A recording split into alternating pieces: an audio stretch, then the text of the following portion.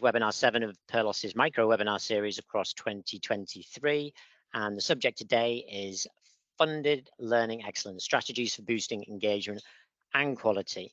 And we have mini celebrity Louise Doyle with us today, so thanks a lot for that coming, Lou. You're very welcome. I'm not sure about the last bit though. You are a Purlos at the moment. A legend in my own lunchtime, or everyone else's today. Well, it's very good of you to come because I know how busy you are. Just in terms of trying to get the webinar organized and how much time I don't have and you don't have, but it's usually a good sign. Most of it spent helping clients. Today's audience is it's a real mix actually of universities, FE colleges, training providers. Hi there, whoever that was. So a lot of different organizations watching the webinar today. Most of them are funded learning organizations. Universities obviously have fee-paying unfunded learners, but that is the vast majority of over 100 registrants that we've had today, and hopefully somewhere near in terms of attendees. So the webinar should be around 45 minutes, has a tendency to just roll over a little bit, but if you want to ask any questions, feel free to do so. You can email ask@purlos.com or hello@mesma.co.uk, and we can reply to you after the webinar as well. So, Lou, very good to have you here. It would be great just to get a little bit of an overview from you in terms of Mesma. Tell me a little bit about who they are, what do they do, who do you work with? Yeah, thanks, David. And again, thank you very much for having us along. So I think probably the kind of overarching to say is Mesma specialists in quality assurance, quality improvement and change leadership. And we deploy that in a couple of ways. And I know lots of the names who've come up on screen today. So some of you work with us through our software product, which kind of wraps around QA and QI activity. And some of you work with us on our advisory support, and some of you do a bit in between. We work throughout the UK, some to some extent beyond that. And we work directly with independent training providers, local authorities, colleges, universities, government departments, and some of those organisations that aren't government but kind of sit off the side as well. So that's what we do, and thank you for having us again. Yeah, no, great to have you here. Similar to us, really. I think we work in similar areas. So we, Purlos, mainly work in post-16 education. So unis like Westminster University, colleges like Activate Learning. We work with the Learning Curve Group as an AEB, adult learning provider. We work with the CPCA in terms of combined authorities. So quite a spread. But our focus is learner engagement, really, and it leans into quality.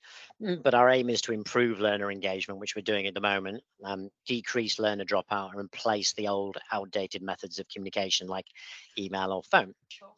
And so what we've actually done is create a digital assistant which sits behind WhatsApp and SMS to engage learners. And we actually focus at the moment quite a lot on two areas of the learner journey. So one would be admissions, and converting applicants or inquiries to enrollments. And then the second would be tracking destinations for better quality metrics and strategies around what kind of courses and curriculum you want to build. So that's what Purlos does.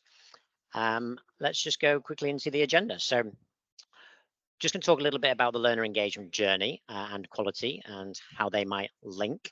Then we'll look at quality trends, some of the recent quality trends, outcomes, moving towards more outcomes-based funding. Anything else that you want to chip in with there, Louise? Looking at Ofsted, probably a word on most funded learning provider webinars, but an important one. And then we'll look at destinations and outcomes from a Purlos point of view, what to think about in terms of quality. And then we'll pass over to Louise in terms of Mesma and looking at quality with apprentices and what is creating the perfect storm there. So just before we start, in fact, I'm going to go back to that one, Louise, have you seen any kind of significant changes in your market, apprentices, over the last couple of years? I think it's, by and large, I'll talk about it a bit when we talk more specifically about apprenticeships later on. I think what we've seen is, if I broaden the question out, or the answer to your question out a bit, David, is I think what we've seen is a really challenging couple of years for providers. Now, that challenge depends on the level of the system that you're at. So, for example, while we've seen growth in degree apprenticeships, if we take apprenticeships, we've seen reductions in the level 2 and level 3. And I think all of us would agree that's not a great place to be. But we've also had some new provision coming through. So skills boot camps, the introduction of T-levels coming in, HTQ development. So there's a lot going on in the space. I think, you know, it's a challenging time because but we're in some economic challenges and funding isn't always matching that. And certainly some recent difficulties around the AEB funding rounds have caused another, you know, rocky place in the system. So there's a lot going on for everyone. And I think we're always incredibly mindful of that. Yes, agreed. I mean, we had contracts with a couple of large clients, and some of the U-turns that they've made in terms of some of them pulling out to certain apprentices and staying in others, and having to manage that increased, you know, bureaucracy, the changes to the apprenticeship accountability framework. I guess those are all things that we will end up, or you will end up talking about For later. sure. So this is how we've broken down the learner engagement journey. Why we've done it like this is because if you think about different education providers, especially post 16, they'll have very specific learner journeys themselves that might involve interviews or different stages, very tailored towards their own journey. But these are common across all of our clients. So attraction before they start, that's recruitment, a key kind of activity for most of our clients. Marketing, you know, a lot of it's through Facebook, Instagram for the education providers. What are the other clever things that people are doing? But that's critical. It's also affected by demographics. So in FE, for instance, the 16 to 19-year-old demographic was decreasing all the way to 2020, and now to 2030 is increasing. So what kind of effect does that have on them? Application. So let's say that you market and you get a load of students that have applied to you. The question is, how much of that marketing spend will you actually convert? So that's quite important. And one of our products focuses on conversion, and we would say quite a lot of our clients would focus more on the attraction rather than trying to make the conversion more efficient. And that depends on the institution. Then we look at on course, and that can be quite different per institution. So if you think about an apprenticeship provider, Louise, they're 365 days minimum, aren't they? And you know, quite long compared to, let's say, short courses. You're having a drink there, David. I'll give you time to have a cup of tea in the middle. Yeah. So you're right. You know, the challenge the challenge differs around retention depending on the length of the program. You know, I think as we've got longer and longer apprenticeships, then what we've certainly seen, I think, is some of the difficulties around retention coming through on that. But equally, we've got similar issues, but for different reasons. For example, on programs like the skills boot camps. So I think, you know, that narrative around retention, there's a lot of airtime being given to that on apprenticeships at the moment, but actually it applies across all the different types of provision. Yeah, exactly. And some of the apprenticeship programs are a little bit longer than an average skills boot camp, which might be on average, say, 16 weeks. So retaining somebody over that longer period of time potentially could take a little bit more work for the mentors, from, you know, all the staff involved. We've started getting involved in skills boot camps, and retention is a critical thing, but so is checking destinations, i.e. people getting jobs afterwards, or positive outcomes. But retention is critical area. It's also really complicated. So you know, a lot of things go into it in terms of the students actually turning up, behavioral issues, etc., etc. So that's a complicated problem to solve. And then the last stage of the learner journey after the students leave, how are you keeping in contact with them? How important is it for you as an institution? Are you attracting back any of those leavers? And could they be, you know, signing up to new courses or new apprentices later on? So in terms of linking quality across the learner journey as well, there'll be quality across a number of different areas for all types of educational provider. But if you look at the provision type, then main ones would be apprentices, very large market. AB, slightly smaller, but growing slowly. Important for the government at the moment. 16 to 18-year-olds, mostly a lot of FE colleges are focusing on that more so than training providers. Skills boot camps is a massively growing area. So I believe there was around 20 or so providers last year, 230 odd this year. I believe it's going to potentially double next year. We spoke to the DFE lead for skills boot camps last week, and it's kind of turned into a bit of a big beast, but trying to get people jobs after skills boot camps is a big focus, and also securing outcomes and proofs that they've got those jobs. There's also fee paying training providers. There's universities who, a lot of their learners are fee paying as well. So your learner journey will change based on that, and so will your quality journey. Leadership and management is a big part of the Ofsted framework as well, and should be part of a university training provider college's strategy. Looking at things like helping, the higher needs students is going to be quite important. Widening participation and helping disadvantaged students will be important, and looking at continuous improvement. Outcomes is a big trend that we're seeing. A lot of the funded learning up until now, except for maybe skills boot camps, was mainly funded based on somebody getting to the end of a course. Apprentice is a good example of that, to the end point.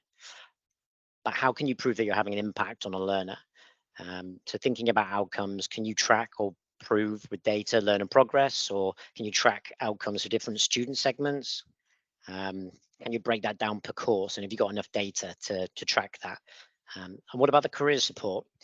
We spoke to a couple of colleges last week, and some of the careers investigations from Ofsted, and when they talked to Matrix, there were tick boxes, more or less. Have you had a conversation with your careers advisor, et cetera, not, have you learned anything in this course, or have the skills been linked to the actual job or outcome that you finally get? And can you track that? Governance, obviously very important in apprenticeships, Louise. I think you're going to talk about this later, unless you want to talk a little bit about it now, but any funded learning organization, they have to track so many bits of data that takes up half their life, but so critically important. But with so much governance, you need really good processes and behaviors and staff training to be able to manage that. And safeguarding has always been important and links into the whole quality conversation. So just a few things to think about there. David, I'll just come in on that one actually, because I like the slide. I think, it's quite a helpful slide in summarising for people the links across them. Just a couple of things I'd probably pick out. You won't be surprised to know that our space at Mesma is very much in the mix of leadership and management and governance. So how do we make sure that the vision, strategy, continuous improvement approach is right? How do we make sure that the governance arrangements wrap around it? Now, if you were to take a handful of recent Ofsted reports, apprenticeships or not, you would still see that too often governance is coming up as, even if it's not an area for improvement, it comes up as a however. So this is good, however. So it might not necessarily end up as an AFI, but it's something that we still need to focus on. So I think certainly in the work that we do, we see that whether it's a university, whether it's a small independent training provider, governance has got to be appropriate to the size of your provision, the size of your organisation, but certainly having that clarity of how information is used. And that's the most important thing. It's not just about having the data, it's what do you do with the data that you have in order to make sure that you're making the right decisions for your learners. The other thing I was going to pick out there is that if you haven't seen it, there's a really helpful thematic review just come out from Ofsted about careers advice and guidance. It only came out last week, and I'd honestly recommend having a look at it. I would like to have seen more around apprenticeships, because I still think it doesn't deal with the thorniness of the nuance rather than thorniness of how you deal with that. But honestly, I would really recommend having a look at it so you can see what's coming through in Ofsted, because you're right, it isn't yet coming through as a strength in the way that we would really want it to. And the only other thing, just dipping back into governance, I would say, and I know there was 800 or so of you on a webinar we did with SDN last week.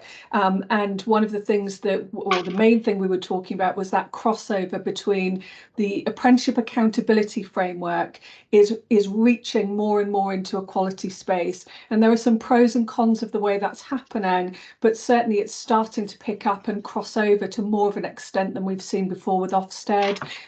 My headline for that is use that to your advantage, but be careful not to be driven by it, because the benchmarks actually are still relatively low. Thanks, David. Yeah, no, great, super useful.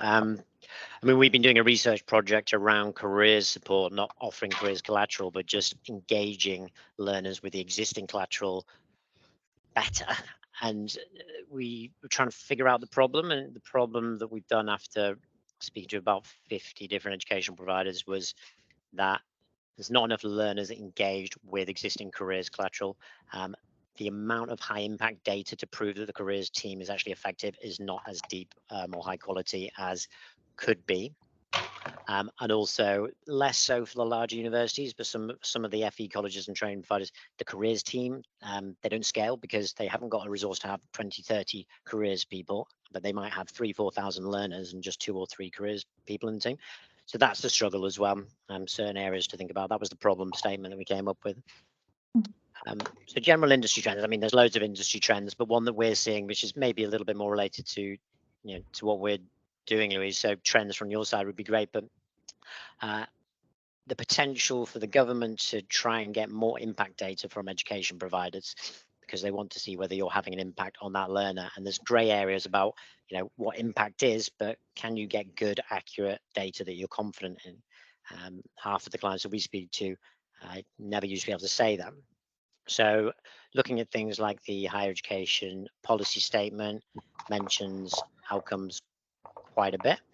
And further education and skills handbook is also mentioning quite a bit. There's new measures within FE, for instance. They have a new FE dashboard, and there's new measures coming up with things like employability. I don't know if do you get involved in the employability space at all, Louise? Because we do. We work with lots of employability providers and have a really strong relationship with the Institute of Employability Professionals. And I think, some of you guys I know from senior organisations who are here today, some of you deliver in both spaces. So there's a natural crossover between FE and employability in the way that they work. Now that, that depends on where someone is in relation to how close they are or not to the job market, for sure. But I think the requirement of us in FE and skills to have employability at the forefront, has always been. They've been there for certainly a long time. I think what we're seeing is more and more of a push in relation to that, as we're starting to see a stronger narrative. It's not strong enough, but a stronger narrative around technical and vocational education. Yeah, I mean, we've been kind of grasping and grappling with what does employability mean, and basically what came out of it was that employability changes.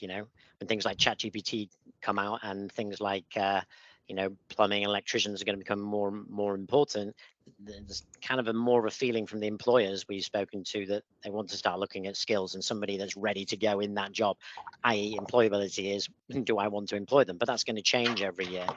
And there's companies like GradCore that some of our clients work with in the university space. They do full-on assessment days, and they do employability measures with AI algorithm. It goes a little bit further than the CV writing skills and the interview skills that tick that box. I don't know if you want to talk about the accountability framework at all, Louise, or if you were going to do that later. Yeah, no, I think only in the sense that, we haven't seen a huge amount of change within the Ofsted handbook going into September. So there's been a bit more of a focus from Ofsted around process rather than changing the handbook itself. And I think that's been a very wise move, that we're in need of a period of stability. And that's important that we've got that, because it hasn't been very stable for the last few years at least.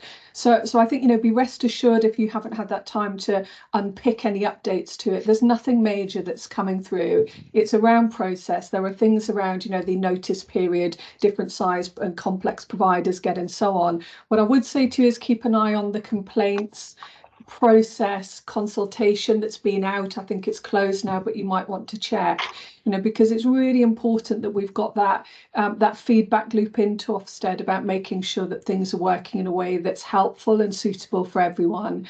I think what we'll see coming out of the Ofsted annual report this year is still a similar pattern of grade profile. So if you are an FE college, for example, then the grade profile is about 80% plus, come out with good or outstanding. Lots of you guys are apprenticeship providers. We actually have the lowest grade profile other than prison education across the system. So we've still got a long way to go in unpicking that.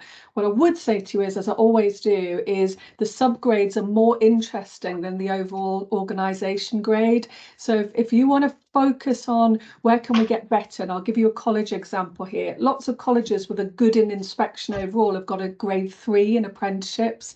And on a different day, we could talk about why that is, why it happens. But look at the subgrades, because there's a lot of learning when you get into the detail of it rather than just focusing on the top level. I think the higher ed policy statement and the recent kind of position that QAA have come out with is really quite interesting. We've just seen the TEF results come through as well. So that's good to see some positive things happening in the university space. And on the accountability framework, just that point before, use it to your advantage, use the measures to help you to think about how you frame your own objectives, and use it on that basis. But do think of it as a minimum standard rather than a target to hit, because it's not particularly aspirational, but it's certainly a good starting point. So if you're not using it, I would, if you're seeing it as a stick to hit you with rather than a benefit to helping you decide your own metrics, then I think you're missing a trick. So use it to help you. Yeah, not huge amounts changed, but a lot will continue to change, no doubt. We saw Simon Ashworth talking about it at the North East London Learning Providers Summit up in St James's. I think there's a mandatory screening exercise now, isn't there?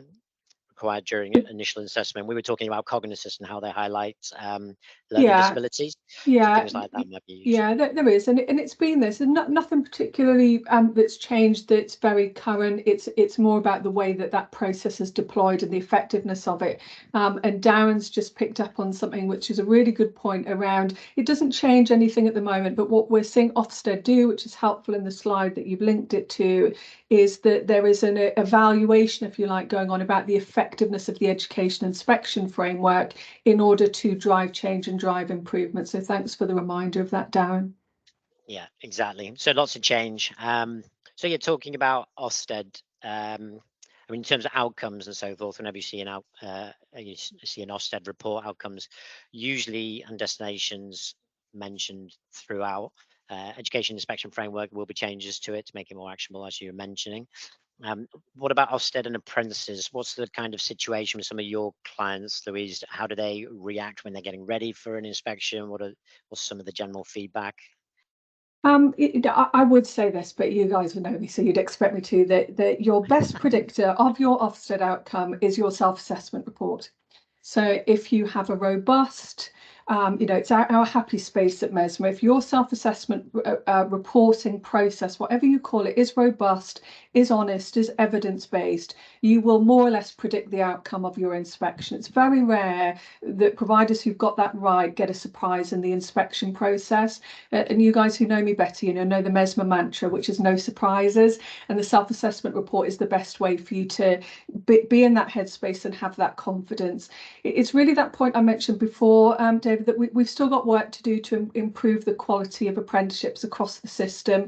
Now, I don't lay that. That's not about, saying to providers you're not good enough. It's actually that recognition that apprenticeships are arguably the most complex thing to deliver within the education system. There are so many moving parts, so many people involved. The employer has such a significant impact on quality, and therefore how we go about ensuring that their influence is a positive one.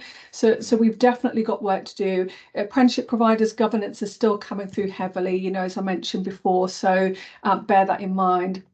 I think that the one other thing I would say about impact, if I may, David, and I will come back to it perhaps later if we've got time, is when you're thinking about destinations and impact measures. So your big impact measures, if you were going to drop the apprenticeship accountability framework into the Ofsted framework, you would drop it more or less under impact measures, because it's your achievement data, it's your retention data as a subset.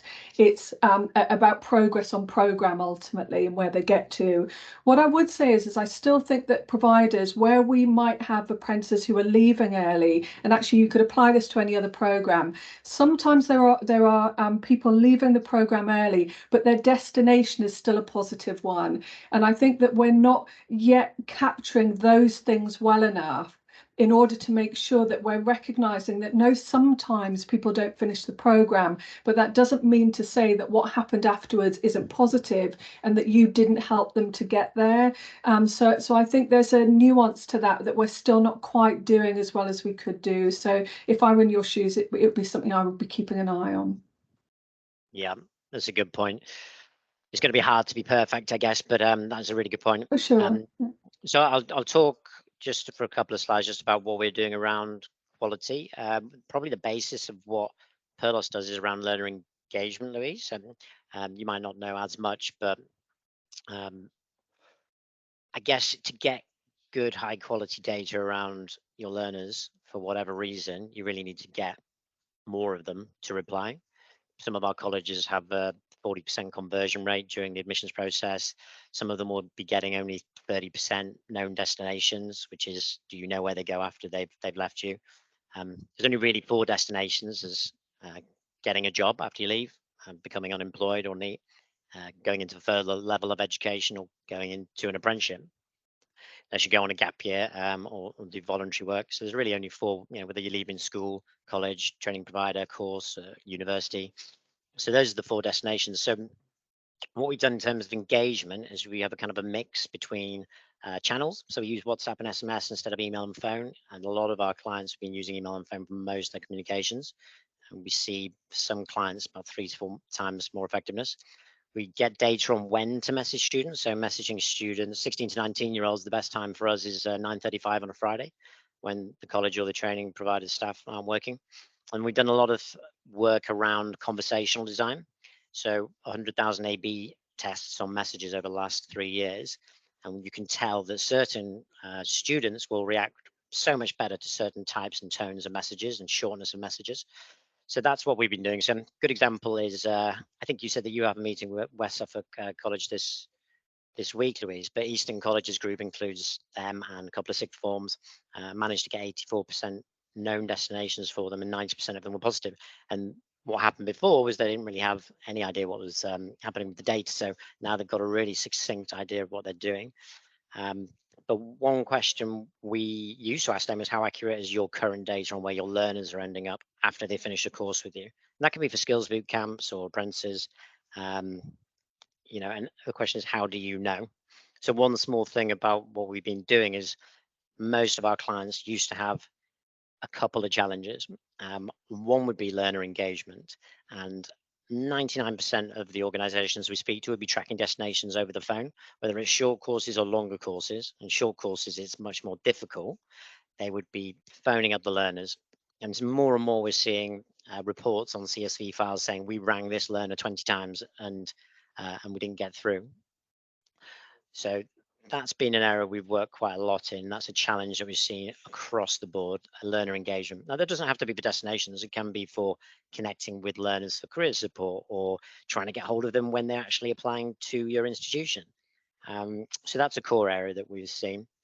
And the second one that kind of links in with that is busy, sometimes under-resourced teams, whether that is admissions teams, careers teams, data analyst teams, student services teams trying to track destinations. And it's quite hard with some of the colleges with only 2 or 3 people in those teams, compared to some of the larger unis with 20, 30, 40 people in those teams. It's quite hard to manage thousands of students.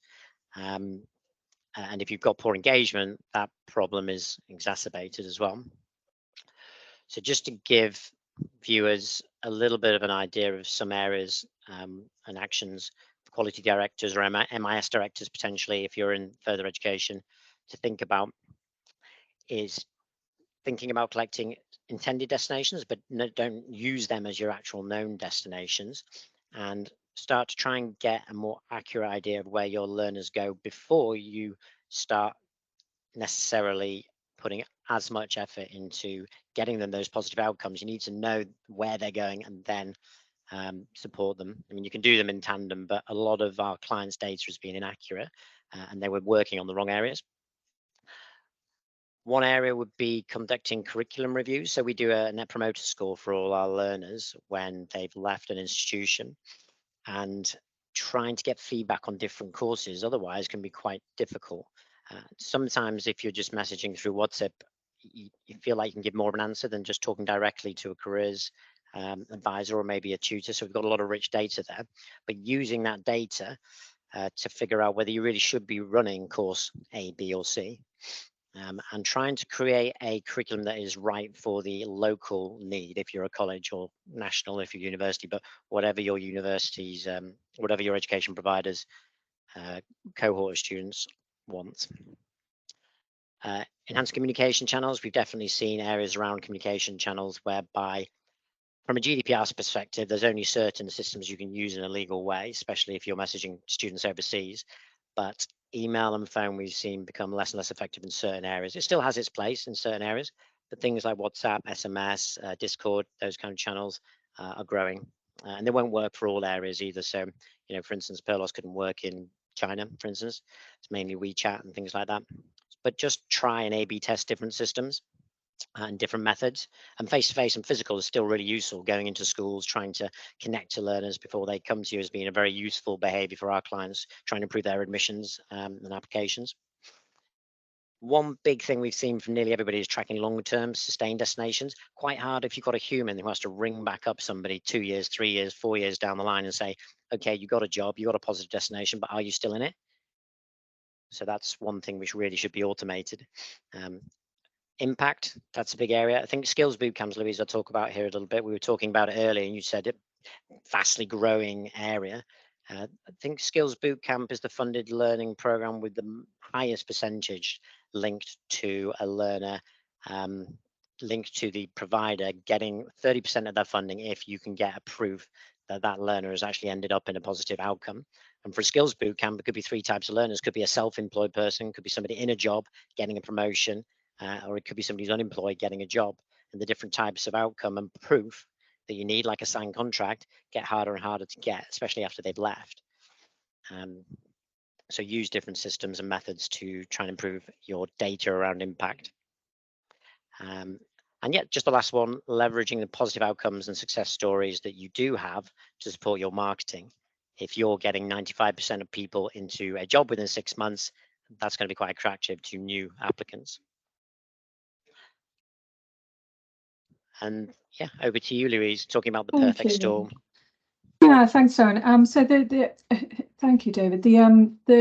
The focus that for my section really that I wanted to make the link back to Purlos's kind of main focuses around recruitment, retention, and destination, and that seemed to tie in with an article that I wrote for FA News that went a bit nuts. So we've just tried to distill some of the things out of that, which hopefully you can take away and take some practical steps around. And why I was referring to the perfect storm was because I touched on some of these things earlier. There's a lot going on for you guys who are delivering apprenticeships. Hopefully, if you're in different other provision, you can still take some of these things away because I think they're relevant. So number one, there's been some challenges around funding. Number two, employers have not been taking on apprentices in the numbers that we might have seen pre-COVID. So we still haven't got back to that point. We've seen some changes in regulation. We've touched on those things already, the introduction of the accountability framework being the most obvious. And we're seeing some shifts in the labour market, in general. Now, that David said earlier, that's not surprising. The labour market shifts and change and morphs all of the time. And when we pulled these 4 things together, what I was trying to do was to say, is there a simple messaging around a couple of challenges for this year, just for you guys to be aware of. So I've captured those on the next slide, and that challenge 1 being that we're seeing that decrease in apprenticeship starts, and challenge 2 being we're also seeing early departure of apprentices. Depending on what you do, both of those challenges might not apply. I mentioned earlier, degree apprenticeships are having their time in the light at the moment. So we're certainly seeing an increase in that. We're seeing a lot of funding directed towards it, getting that even higher. I think the one that is probably definitely applicable to everyone is challenge 2, which is without a shadow of a doubt, we have too many apprentices who are leaving their programme before they get through to endpoint assessment. And there are lots and lots of different reasons for that and nuances for that that we could talk about probably for a whole day. I think there are some actions that we can take underneath that allow you hopefully to be a little bit more practical going forward, and I'll explain why I call these 2. When you get these 2 things happen, for those of us who've been around the block a bit more, when you get these 2 challenges happen, they can bubble up a problem, and the problem that they can bubble up is a financial commercial panic, if you like, around we need to get more bums on seats. And guess what? That then translates into perhaps the wrong apprentices being placed on the wrong programme at the wrong time, and therefore they become a retention issue further downstream. So sometimes we're recruiting our own problem, and that's why I joined the two together, to hopefully just give you that reminder. I know you don't need it, but that reminder that quality wraps around everything from business development and recruitment right the way through to the point that your apprentices leave you. So I captured a series of actions to think about. So I'll put a little bit of padding around these, and again, hopefully they're helpful. I'd love you to maybe drop into the chat any one of these that stands out for you that you really want to take home and focus on. So number one, when you're setting objectives and your results for 23-24, base it on a step change towards 67% plus. And the reason why I give you the 67% is that's the DfE's headline target around the achievement stroke retention data as a subset of that. Now, why I say be careful about how you set the objectives and results is apprenticeships, the QA data is really quite hard to understand if you're not knee deep in it all the time. So, for example, if you've got an apprenticeship programme where the planned end date isn't until 2 years from now, but the apprentice leaves now, that's going to hit your achievement data, your QA data, in a different year to the year that you think it is sometimes. So it takes time to turn round a bit of a tanker when you're dealing with numbers and retention data around apprenticeships. So be ambitious. You know, it's great that we've got DfE targets. It's great that the accountability framework sets minimum standards, but actually, what do you want it to be? You know, based on where your provision is now, set your own target, be ambitious, but remember that your QA data feeds through more than 1 year. So think about your milestones to that 67% plus, whatever it might be, rather than hanging yourself on something that actually is not really going to make any difference until 2 and 3 years' time. So that's what that first one's about.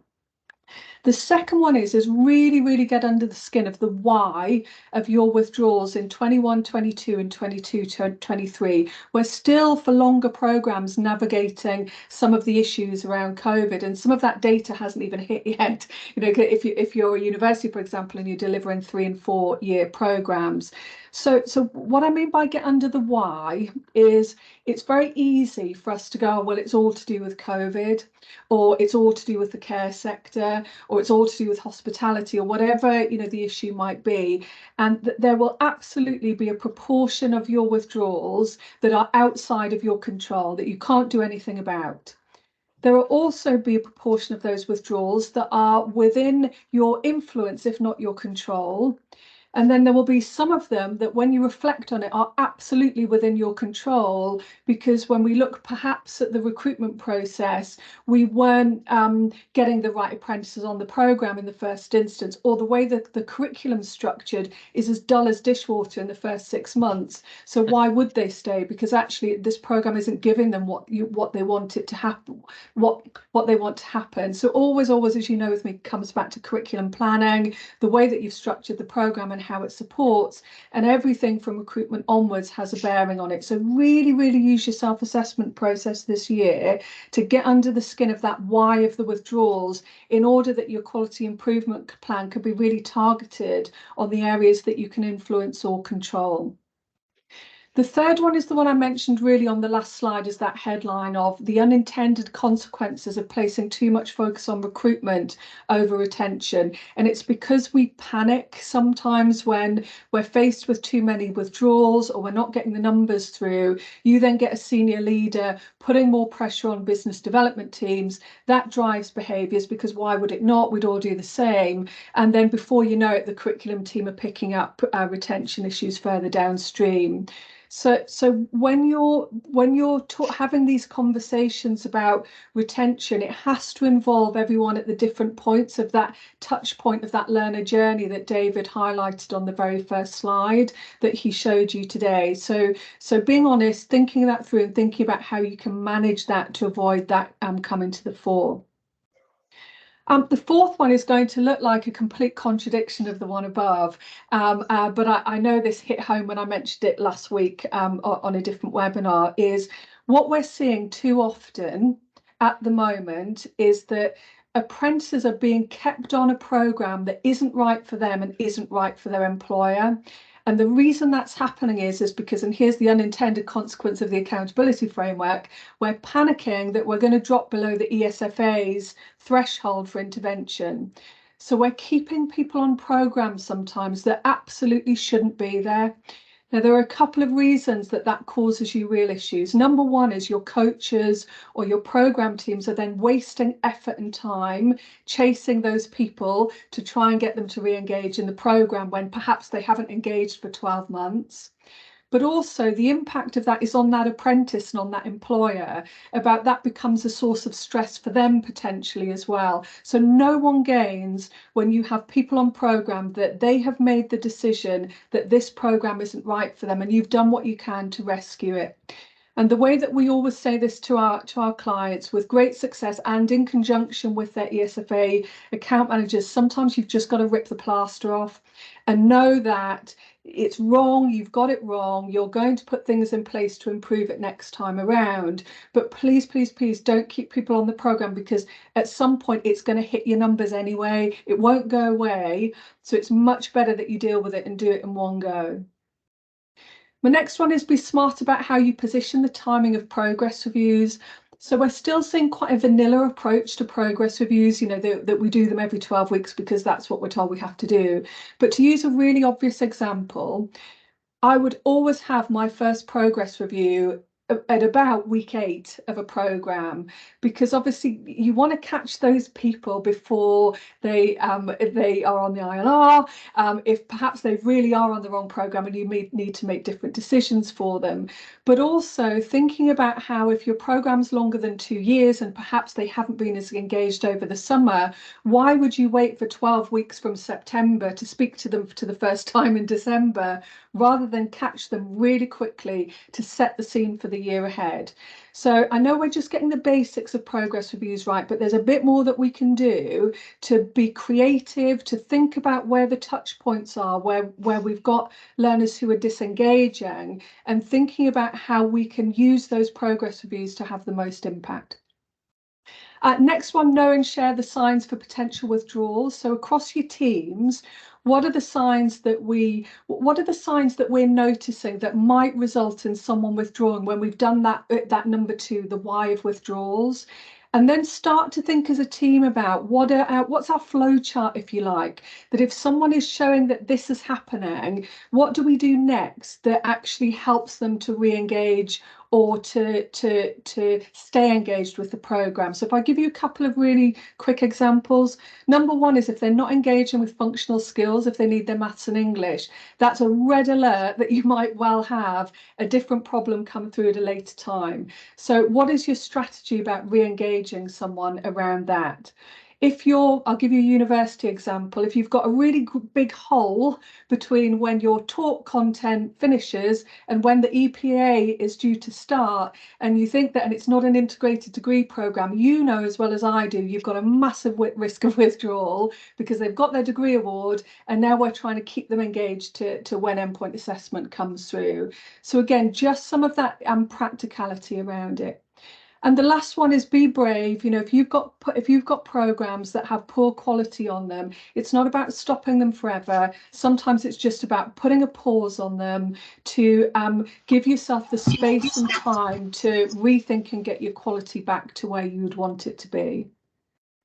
A tough one to do, but very important. I guess I look at it a little bit like hiring staff for the company. Like, it's quite hard not to take an apprentice on in the first place, but if they were perfectly the wrong fit, or there was some specific reason that you thought there was a very high chance of not retaining them on the program in the future. Have you ever looked at some of your clients, Louise, and thought, maybe they could look at the right fit apprentices in a bit more detail, or do you look at that kind of thing?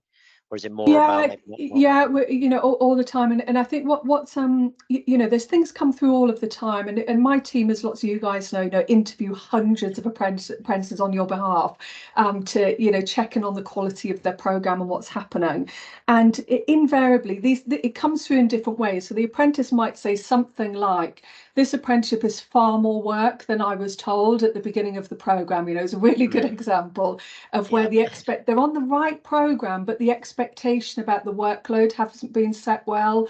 Or the other one that they'll say quite naturally is, "I really like my apprenticeship, but it's got nothing to do with my job." Just like, we've got to fix that.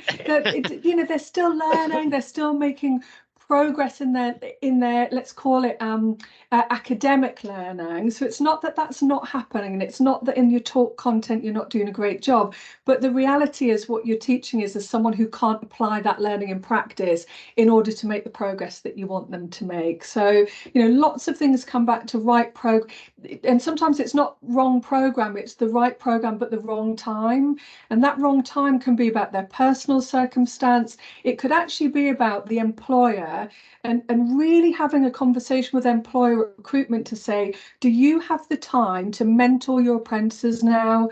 Because your role is so crucial to the quality of this program. We need you to be part of this. You know, they're another really good example on that flow chart I mentioned before of, if you've got if you've got, for example, 3 progress reviews and the employer hasn't turned up to any of them, we're at risk of the learner withdrawing. So that's the different for everyone. So just thinking about some of those triggers, and Darren's put a really sensible thing in the thing about implementing a 4-week right choice review. A progress review doesn't have to be the same every time. It doesn't need to cover everything. It's about what does that progress review need to look like at that time in order to make sure that we've got the right person on. So putting something in at 4 weeks, the 8-week mark, I think is, you know, really sensible. I'd love to see it happen more. I know we're pushed for time, so I'll just you know, say this bit around I'm going to come back to, I'll always come back to, and of course you know I would, because that's the space that we're in at Mesma, but just that key reminder, your self-assessment report is the thing that, when it's done well, will give you the most confidence in inspection, that you know where your strengths and your weaknesses are, but also it's the thing that allows you to really prioritize your quality improvement plan. You know, again, I always say to you, if I see any more than 10 things on a quip, I'm going to make you get rid of them because you're too busy. Think and focus on the things that will make the most difference to the quality of your provision. And that prioritization exercise, that debate, that fight that you should be having between you and your colleagues about which things on our side do we really want to focus on, will always, the effort is absolutely worth it. I promise you that. And just 2 final quick slides from me. Oh, and we're giving you exclusive access to the Self-Assessing Brilliantly webinar until the 6th of October, which was a recent recording. So if any of you haven't seen it, I know, Sally would kill me. We're going to give you that so you can have a look if any of you haven't seen it and would find it useful. And the last bit from me on this, and then I'm going to say one other thing, because if David doesn't tell me off, that's what we do. We focus as much on quality improvement around the individual, which is develop, as we do around the organisation. And if you don't work with us, we'd love to chat to you, so you can find out more about what we do, and we can find out if we're a fit for you as well. And my last thing, which is a huge plug, and I'm super glad that I can see Darren Cowan here today, because I think he'll love this, or at least I hope he will. So 2 weeks ago, we did our big grand launch of the Quality Professional Awards for further education and employability. And what we wanted to do was to celebrate people who are in QA and continuous improvement roles, because they get missed out a lot. And yet when they're involved and you've got great people in place, they can have a huge impact on what you do and how you do it. So the website's due to launch in November. There's a holding website there now, so you can pop your details in and we'll keep you posted to get involved. But we're absolutely ecstatic about the feedback from it so far. I'm over the moon, because I was a bit worried everyone would think it was a stupid idea. So that's what we're doing, and we'd love for you to start thinking about you or the people who you work with who might fit into that space. So thank you, guys. Thank you, Darren. I thought you'd like that when I saw your face there appear on screen. Thanks, David. That's great. I mean, that's a lot of in-depth information for most of our viewers there. So hopefully you found that really interesting. This awards is going to be, I'm sure, a lot of work, but amazingly fantastic. There's nothing really like this at the moment in the UK. So that's going to be very impressive and hopefully quite fun. Thank you. So yeah, this is a sign up to our next webinar. You can sign up to the whole series just by clicking that QR code, but we will send the recording out from this webinar and you can see all the other webinars on our website. I'm sure there's a lot of resources on the Mesma website. In fact, I've had a look at it, Louise, and there are loads. So feel free to go to the websites and look at those resources. There's a lot of information and content from the last few years from us both. Appreciate everybody coming along. Just, are there any more questions at all, Louise, before we wrap up? Don't want to miss anybody. If not, you can send your questions to ask@purlos.com or hello@mesma.co.uk, if I'm right, Louise. Yep, that's great. Thank you. And thank you for having us. Thank you, David. No, great. That was very, very interesting. So yeah, I would say up there and one of the best webinars we've done. So yeah, thanks a lot for coming.